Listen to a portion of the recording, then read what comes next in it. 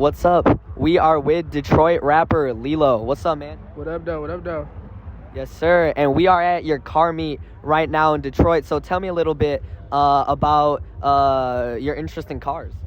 I mean, shit, that go way back. You feel me? Like growing up in Detroit, it's the Motor City, so it got to be an integral part of everything. Like even in the lingo and everything. So it was only right. Yes, sir. And then I wanted to ask you, what have you been listening to recently? Shit, a lot of jazz, bro. A lot of R&B. I try not to listen to rap when I'm in album mode. You feel me? Cause I don't like when shit rub off on me. Listen to some old shit. So I've been heavy on Kim. You feel me? I've been on some. Let me think. DeBarge. Like what else I've been on? Michael Franks. Like that's really what I'm on. Some smooth shit. You feel me? Nice, man. Nice. And then I also wanted to ask you about your New Detroit movement. So this is a movement that you've been leading recently, and I was gonna ask, what does New Detroit mean to you? Yeah.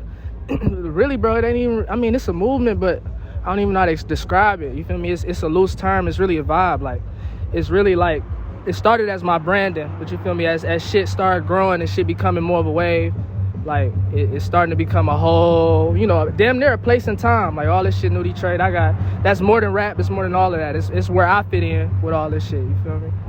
Yeah, for sure. And then, as a rapper, who are some of your non-music inspirations? Or what are some of your non-music inspirations? Bro, I love movies, bro. I'm a huge movie, but we can talk about that shit for the longest, bro. But I love horror movies, like, I love, bro, we can go in a bunch. Like, you feel me? Like, I was just watching No Country for Old Men, you feel me? I was watching that a while ago, like, Hellraiser, like, just, you feel me? Shit from everywhere. My biggest influences be, like, just writers of all types. Yeah, and then I know you got a song called Evangelion. Is that based off the anime? Hell yeah, bro. That's another huge influence. Like, hell yeah, it's just fly.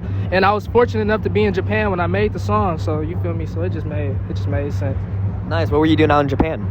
Working on the last project. I was working on, I think When It's Over is when something like that. I forgot. It's all a blur right now, but working on a project, I was just trying to be somewhere different. But, with this project coming out being called New Detroit, like, I had to be in the city for this one. Yeah, for sure. And then a lot of what you did when you were coming up is posting on TikTok. That's part of how you blew up. So what advice do you give to rappers that are also trying to blow up?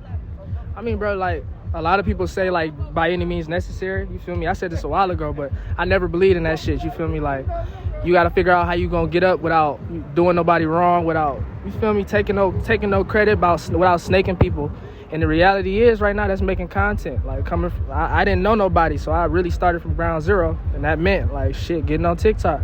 You feel me? Like, it's super important. Yes, sir. And then we're in Detroit right now. You use the New Detroit branding a lot. What's your favorite part about the Detroit rap and music scene? Shit, I don't know, bro.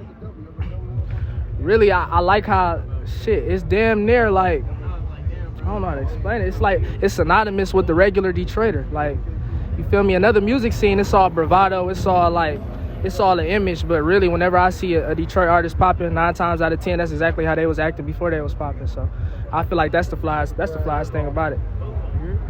Yeah, and then I think it was about a month ago you were out in Detroit at the ICE protest. So why was it important for you to get out and protest? Bro, niggas don't stand for nothing. You feel me? I don't agree with that. You feel me? Like, where my family are, our proximity to Southwest Detroit, like, the people I've met in my life, people who have been good to me, bro, that's what they would do. And I think it's important to stand for something and be on the right side of history. You feel me? And I think that's where I was at. And I'm just fortunate enough to feel like my family, my team in New Detroit to all be on the same page. You feel me? Yes, sir. And then, is there any rappers coming up from Detroit or elsewhere that you think are next up? Yeah, hell yeah. We got people that, we got other New Detroit people. We got, like, Apollo's Case, which I hail. Like, you feel me? You gonna see him. You definitely gonna see his name more coming in the next few months. You got Baby Codex. You got Groove Pill, which is amazing ghetto tech group. You feel me?